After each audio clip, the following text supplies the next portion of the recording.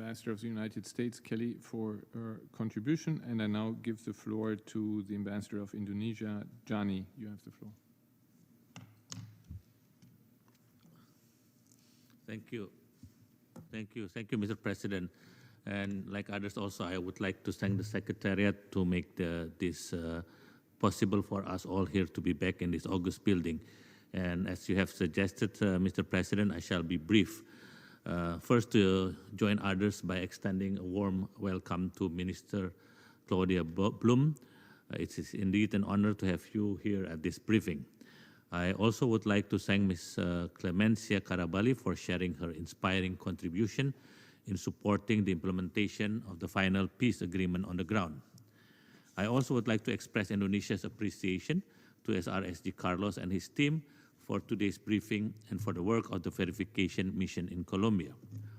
While the COVID-19 pandemic raised an additional challenge and certainly affects the implementation of the peace agreement, we are encouraged by commitment and efforts taken by all stakeholders in Colombia to adapt and to ensure continued implementation of the agreement.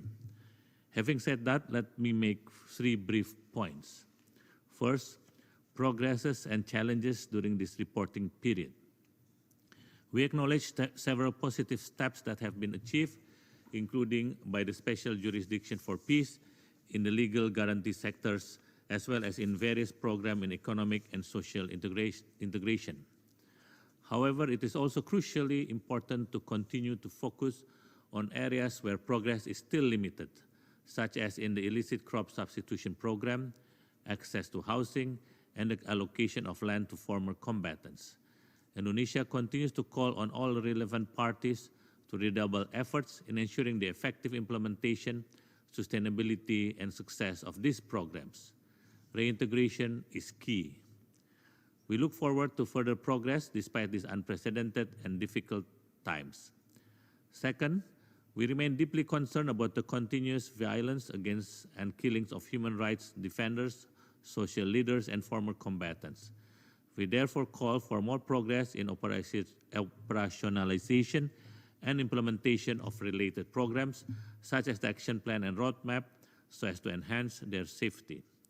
In this regard, we would like to join the Secretary General in welcoming the progress which has been made by the Special Investigation Unit of the Attorney General's Office in investigating those responsible for crimes against social leaders, human rights defenders, and former combatants.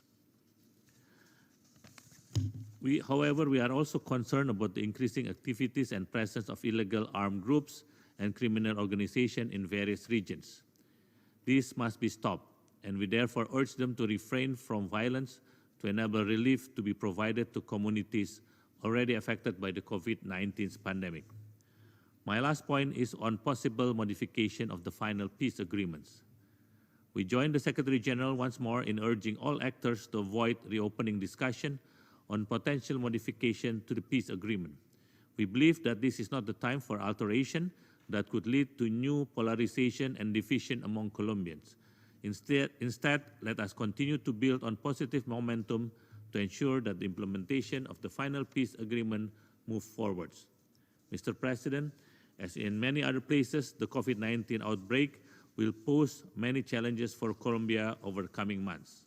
We are confident, however, that the resilience and courage of the people of Colombia to achieve peace, security, and development in their country will continue to inspire the world.